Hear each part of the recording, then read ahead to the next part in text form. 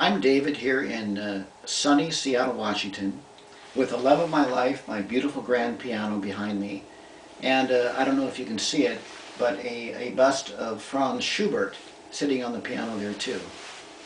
Well, the title of this talk is Give Yourself the Gift of Life.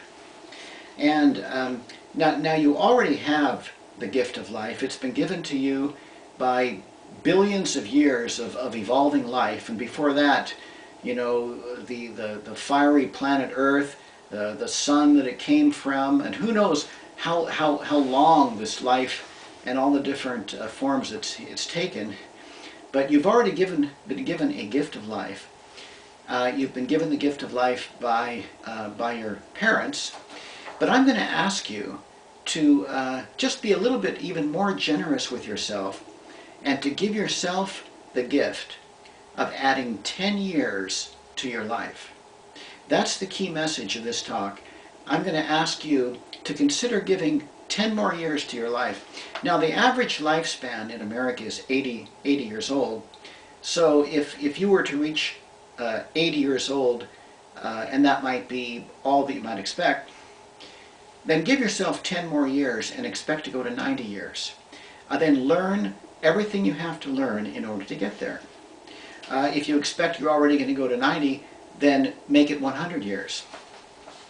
Now, the interesting benefit to setting a goal like this, it's not just 10 more extra years at the end of your life that you might even perhaps be concerned that you might have hip pain or poor eyesight, or be a little bit fatigued, or maybe lonely because a lot of your friends have already died, things like this. No, the reason for adding 10 more years of living is because in order to do that, in order to achieve those 10 years, you're going to have to make changes now. You're going to have to make changes earlier in your life.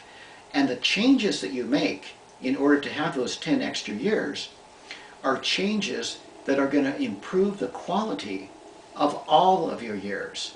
So in getting those 10 years of quantity, I'm telling you that you now have a chance to have 40 or 50 more years of quality.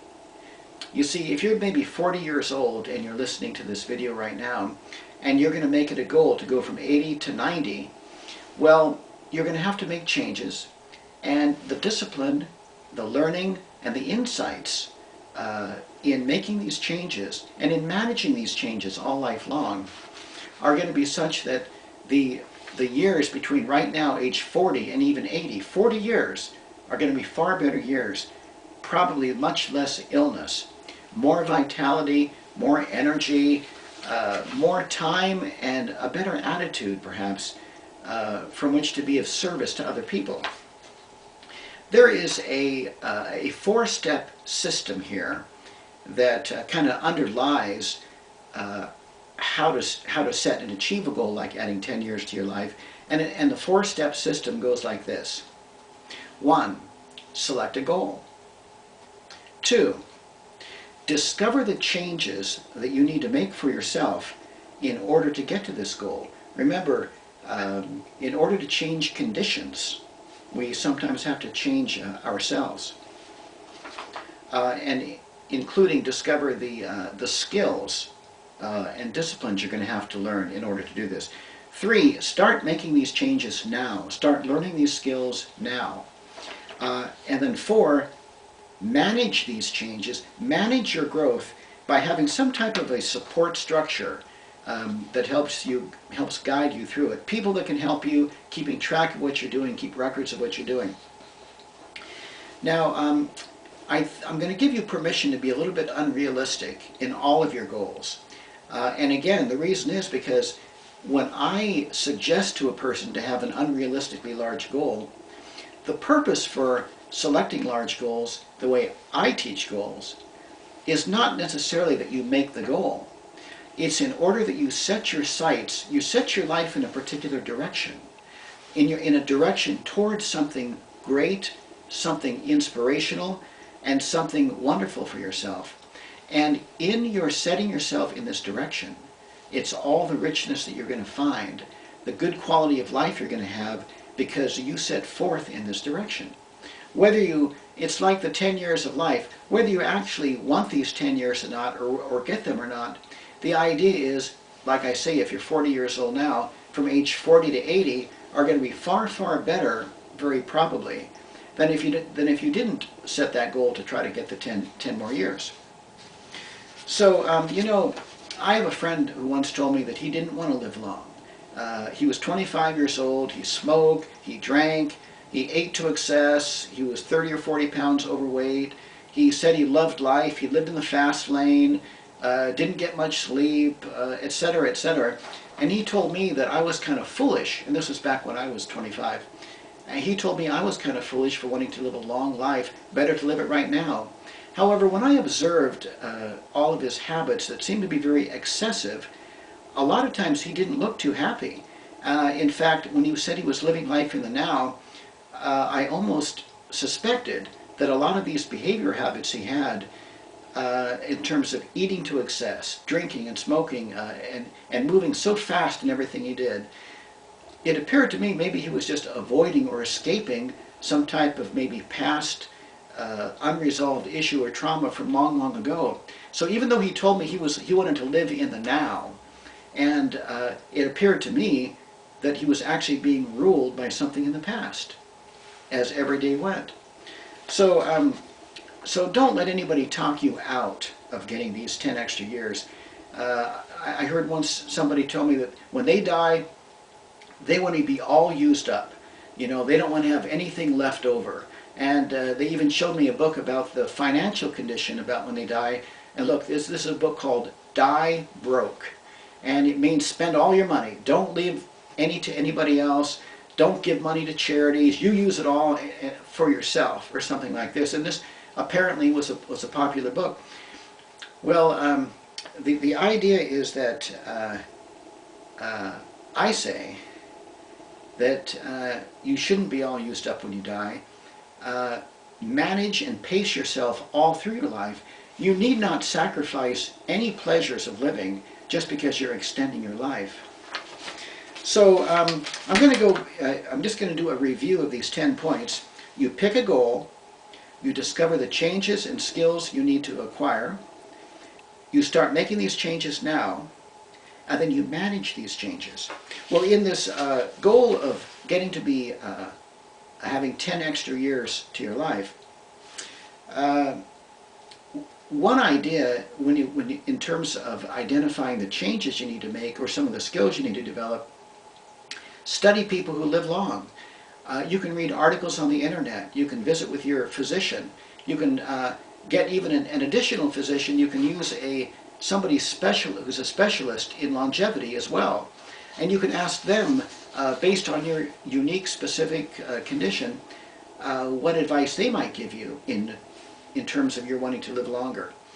You know, the Japanese have an average lifespan of 85 years, whereas in America the average is 80. Maybe read about the lifestyles of the people of Japan and study about how they're able to do it, and maybe you can do some of that as well. And so you want to start making these changes now. Start learning these skills now, and even though they might take a lifetime to develop fully and to keep going, start right now. Start taking the action now, and do it at a pace that you can do it. You know. And when it comes to managing these changes and managing your ongoing growth in new habits, in new skills, in changes that you're making, there is I wrote an article called A Structure for Success, 4 Key Pillars, and it has to do with using a mentor, or a coach, buddy coaches, and a success library, where these are examples of support that you can use as you want to help you get to some ongoing change. And a mentor is somebody who's already done what you want to do. So in this living 10 extra years, a mentor could be somebody who's 90 years old or more, and you can have as many mentors as you want. And a coach is somebody who helps you put into action what you might be learning from the mentor, or you decide, you get with your coach and you identify a specific objective, and the coach will help you overcome a lot of your personal resistance and issues and help you do all kinds of creative and excellent things to help you get to this goal. And your buddy coaches are just your friends, your neighbors, people that when you meet with, you're working together on a particular goal. So a buddy coach to live 10 more years might be someone who reads books with you about longevity, and you discuss these books, you know, something like this. And for example, I have mentors, I have a coach, I have buddy coaches, and in my success library, I have all kinds of books and articles that on how to live longer, how to live healthier. There's another aspect to support that can help on any goal, and that is having a daily checklist. I have a checklist here, and you probably can't see it from there, but you can see I marked where a few little arrows are, and they just indicate some of the health things I want to make sure I do each day. One of them is, you know, have 8 glasses of water a day, have leafy green vegetables, have at least 30 minutes of exercise.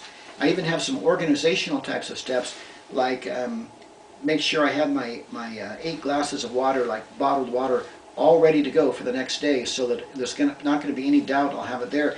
I even have to prepare my food or supplies for healthy eating the next day, So I'm organized in this, and the organization can act as a support also. Now, if your goal was to make a lot of money, you could use the same 4-step system of picking a goal, discover the changes you need to make, start making these changes, and manage these changes. And interestingly, what if you had a goal to make a lot of money, maybe an unrealistic amount, so that your friend said, oh, you're greedy for wanting to make that amount. Well, here's the deal. Let's say you were to say you wanted to make $5 million at the end of your life, and you might at this time only expect to have maybe $500,000 or something like this. Well, the reason for setting a goal like this, the 1 million or 5 million, whatever it might be, again, it's not so that you have this money at the end of your life. It's so that in order to direct yourself toward this kind of goal, you have to make changes. And it's these changes in how you manage money, changes in how you manage your time, the changes in getting rid of unlimiting beliefs in terms of how much service, the quality and quantity of service you can render to others during your business and professional life, things like this. So what does it matter if you don't make the 5 million? During the course of your life, you're going to be a much better manager of money, and you're likely going to give a lot more service to others, you know, during your life. Another example of a goal, a lot of people I know want to write books. So if your goal is to write a book, I suggest that you make a goal to write 10 books or 20 books. And the reason is this. It's not so that you write 10 or 20 books. It's because if you made a goal to write 10 or 20 books, you're going to have to make changes to use your time a lot more effectively. You're going to have to improve the way you write so that you don't get stuck on writing blocks. You might have to take writing lessons, whatever you might have to do. But here's the thing. It's the changes that you're going to have to make in order to improve upon your writing, to have the mindset of writing 20 books, and this is going to help you write the one book. So the one book will be very, very easy to do. So on this goal of adding 10 years to your life, remember, it's not for the purpose of having just 10 more years of life. It's for the purpose of having an entire life of a much higher quality and a chance for being of greater service to others. One of the most inspirational quotes I ever came across is this: in order to have life, we must love life. But in order to love life, we must have life. And so based on this quote, I invite you to give yourself the gift of life and give yourself 10 more years of living. And again, I'll just review this system of, setting goals, which I'm sure you already know, but sometimes it's helpful to be organized in how you on how you think about achieving a goal. And as you select a goal, you discover the changes you're going to have to make in order to get to the goal. You start making these changes right now, and you manage these changes by having some type of an ongoing support system. So this is the month of November in Seattle, Washington, where it's always sunny. And so as a holiday wish for you, I wish that you give yourself the gift of life, that you give to yourself 10 more years of living, not for the purpose of having quantity, but for the purpose of a greater quality all your life long. And not only that, but the kinds of changes that you'll have to make for yourself in adding 10 years to your life are changes that are transferable, and skills you'll be learning, skills that are transferable to all areas of your life. And I hope you get a lot of Christmas presents this year, but no matter what, give yourself one more Christmas present. Make sure you get one more present. Make an empty box and just put a little note in it. And just as a reminder to yourself, say something like that you are a very deserving person. You've worked hard in your life, you've done a lot of good for others, and you deserve to have 10 more years of life, and that you deserve to have all of the patience and understanding and compassion for yourself that it will take in order to make the changes that you're going to have to make in order to have those 10 extra years. And so I end in giving you that quote once again that I've always liked so much, that in order to have life, we must love life. But in order to love life, we must have life. So give yourself the gift of life. Give yourself 10 extra years of living. And remember, not for the quantity of 10 extra years, but for the quality of all of your years. This is David in sunny Seattle saying goodbye. Thank you.